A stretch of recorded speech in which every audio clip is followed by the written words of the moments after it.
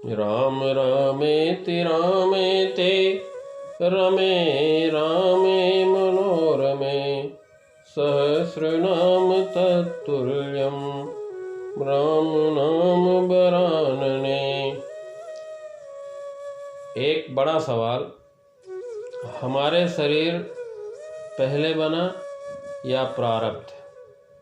इस वीडियो में हम जानेंगे। वीडियो में आगे बढ़ने से पहले आपको बता दूं, अगर आप लोग चैनल को सब्सक्राइब नहीं किए हैं तो कृपया चैनल को सब्सक्राइब कर लें।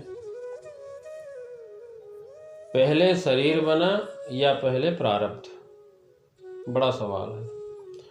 तो एक गृहस्थ भक्त अपनी जीविका का आधा भाग घर में 2 दिन के खर्च के लिए पत्नी को देकर अपने गुरुदेव के पास गया।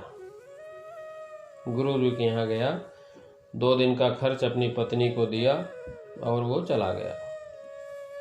गुरुदेव के आश्रम में 2 दिन रहने के बाद अपने गुरुदेव से बोला कि अभी मुझे घर जाना है, मैं अपने धर्म पत्नी को 2 ही दिन का खर्च दे पाया हूँ। घर खर्च खत्म होने पर मेरी पत्नी व बच्चे कहाँ से खाएंगे?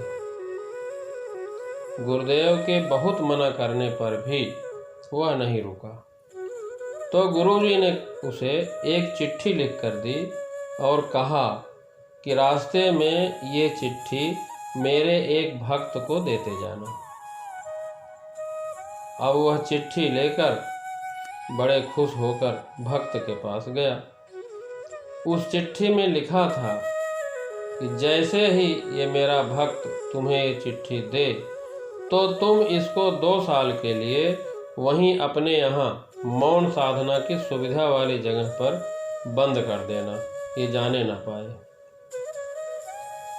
जब गृहस्थ भक्त वहाँ पहुँचा और चिट्ठी दी तो उन्होंने वैसा ही किया जैसा गुरुदेव बोले थे। उसने 2 साल के लिए उनको वहीं पर बंद कर दिया। वह गृहस्थी शिष्य 2 साल तक अंदर गुरु के बताए अनुसार नियम पूर्वक साधना करता रहा, परंतु कभी कभी इस सोच में पड़ जाता कि मेरी पत्नी का क्या हुआ होगा, बच्चों का क्या हुआ होगा। मैं तो 2 दिन का ही खर्च देकर आया था और इतना टाइम बीत गया, कहाँ से खा रहे होंगे। उधर उसकी पत्नी समझ गई कि शायद पति देव वापस नहीं लौटेंगे, तो उसने किसी के यहाँ खेतीबाड़ी का काम शुरू कर दिया। खेती करते करते उसे खेत में ही हीरे जवाहरात का एक मटका मिला।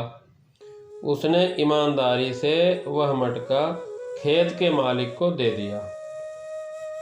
उसकी ईमानदारी से खुश होकर खेत के मालिक ने उसके लिए एक अच्छा मकान बनवा दिया। वह आजीविका हेतु जमीन जायदाद भी दे दी।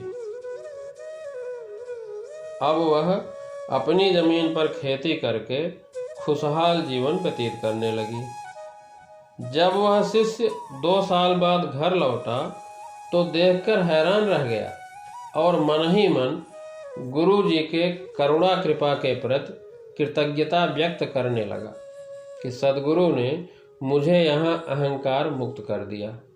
मैं समझता था कि मैं नहीं कमा कर दूंगा तो मेरी पत्नी और मेरे बच्चे मर जाएंगे, क्या खाएंगे। करने वाला तो सब परमात्मा है, लेकिन झूठे अहंकार के कारण मनुष्य समझता है कि मैं करने वाला हूँ। वह अपने गुरुदेव के पास पहुँचा और उनके चरणों में पड़ गया।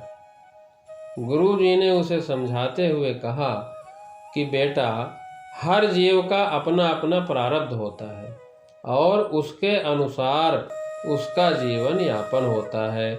कोई किसी को नहीं खिलाता, कोई किसी को नहीं संभालता, सब अपने आप पलते हैं। मैं भगवान के भजन में लग जाऊंगा तो मेरे घर वालों का क्या होगा।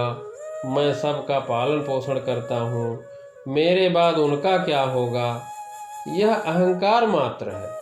वास्तव में जिस परमात्मा ने यह शरीर दिया है उसका भरण पोषण भी वही परमात्मा करता है। प्रारब्ध पहले रचो पीछे रचो शरीर, तुलसी चिंता क्यों करे भजले तू रघुवीर। तुलसीदास जी कहते हैं पहले प्रारब्ध और बाद में शरीर की रचना होती है। मनुष्य जब माता के गर्भ में आता है उसी समय से उसका प्रारब्ध निर्धारित हो जाता है। प्रारब्ध कर्म इस जन्म के भोगों का निर्धारण करते हैं, उसका शरीर बाद में बनता है। इसलिए सब चिंता छोड़कर श्री राम जी का स्मरण करना चाहिए। शिष्य को अपनी गलती का एहसास हुआ और सद्गुरु के आश्रम में रहते हुए गुरु के बताए साधना मार्ग अनुसार अपना जीवन परम कल्याण परमार्थ प्राप्ति में लगा दिया। तो पहले प्रारब्ध निश्चित होता है, यानी कि प्रारब्ध के अनुसार इस शरीर से अच्छे व बुरे भोग भोगने पड़ते हैं। यही इस जीवन की सच्चाई है।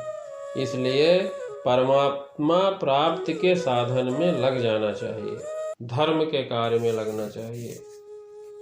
धन्यवाद।